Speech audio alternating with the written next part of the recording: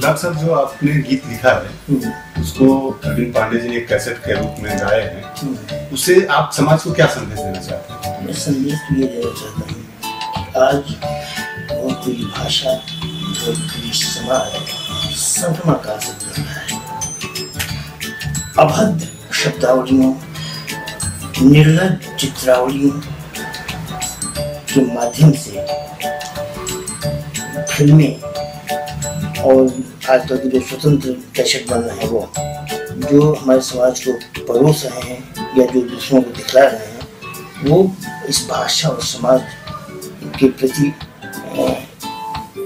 काफी एक तरह से कहिए कि दुष्चक्र है। और इतनी मीठी भाषा, इतना सुघड़ सुदृढ़ समाज, हम अपने पूर्वजों का क्या प्रस्तुत कर रहे हैं लोगों के सामने। इसके लिए हमें आंदोलित होना होगा, हमें बताना होगा लोगों को कि वास्तव में भोजपुरी भाषा क्या है, उसमें क्या है, वो कितनी अच्छी, कितनी मीठी, और ये समाज कितना बढ़िया था, कितना बढ़िया है। और यही मैं चाहता हूँ कि एक आंदोलन हो जिसमें कि भोजपुरी में जो बुराइयाँ घुस आई हैं वो निकले। जो भोजपुरी घर घर में गाई जाती थी, जो भोजपुरी माँ, बहन, भाई, दादा, दादी सबकी जुबान पे थी।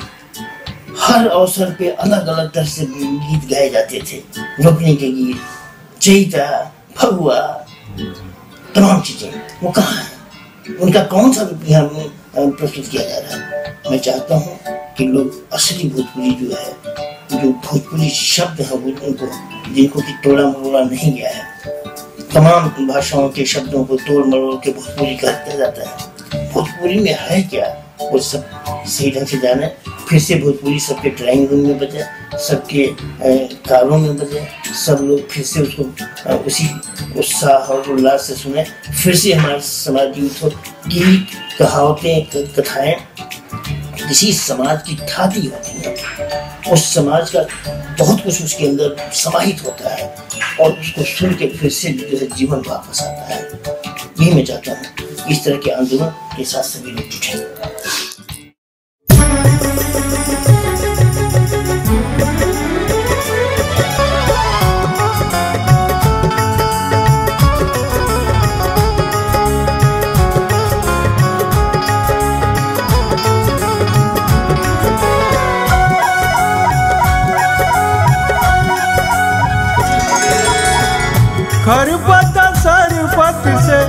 खरपता सरपत से भेंट होई कहिया, भेंट होई कहिया। कोलुआ ने गुड़ मुँह लपेट होई कहिया, कोलुआ ने गुड़ मुँह लपेट होई कहिया।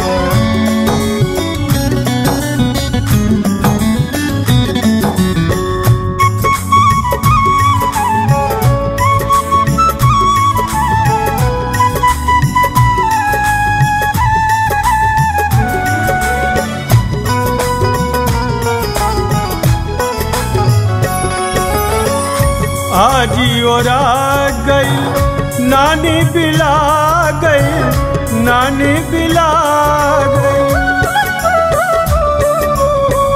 रात भर कहनी फिर से तू होई कहिया, से तू होई कहिया। रात भर कहनी फिर से तू होई कहिया, से तू होई कहिया। ताकिला था थम कहता, ताकिला था थम कहता। काटे के छौकेला, काटे के छौकेला। गौआ हमारे अब चटी पलौकेला, गौआ हमारे अब चटी पलौकेला।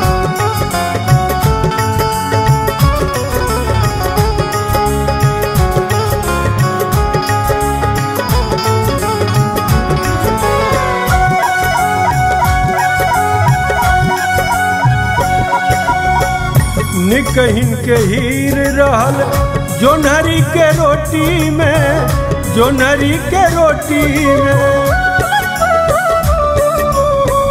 जरी को न भीर रहल ढेकुलिया मोटी में, ढेकुलिया मोटी में।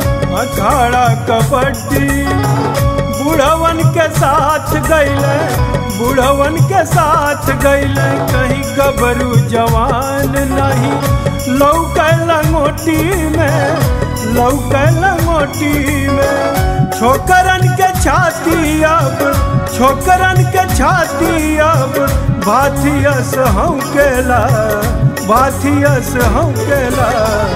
गौआ हमारे अब चट्टी पर लौकेला, गौआ हमारे अब चट्टी पर लौकेला।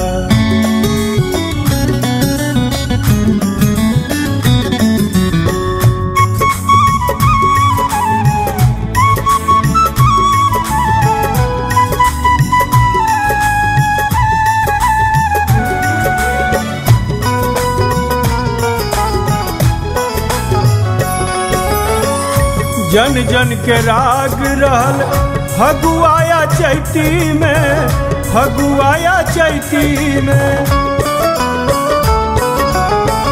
जियरा के आग रहल फरुसाया गैती में, फरुसाया गैती में। करे में मगन धर के सपना सिराने सब, सपना सिराने सब। आन शान जान रहल खेती अगैती में, खेती अगैती में। नरखा पजामा, नरखा पजामा पहिन के उठौ केला, पहिन के उठौ केला।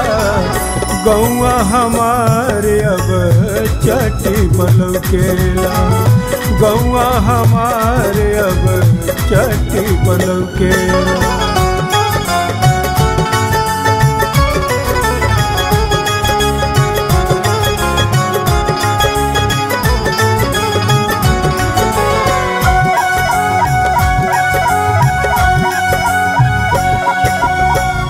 गोयड़े गोहरौले रहल मैं सिवान धावत, मैं सिवान धावत। बरदो के मोले रहल गौआ भर आवत, गौआ भर आवत। पद में सब जेठ हेठ उमिर भैल अलगे, उमिर भैल अलगे। सौरियों में लैका रहल कक्का कहावत, कक्का कहावत। उहावा अब कुकुरोना, उहावा अब कुकुरोना। केहू के भौंकेला, केहू के भौंकेला।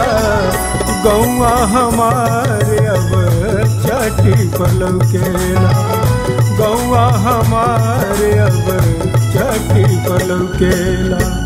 खरपता सरपत से, खरपता सरपत से भेंट होई कहिया, भेंट होई कहिया। कोलुआ ने गुड़ मुँह लपेट होई कहिया, कोलुआ ने गुड़ मुँह लपेट होई कहिया। कोलुआ ने गुड़ मुँह लपेट होई कहिया, कोलुआ ने गुड़ मुँह लपेट होई कहिया।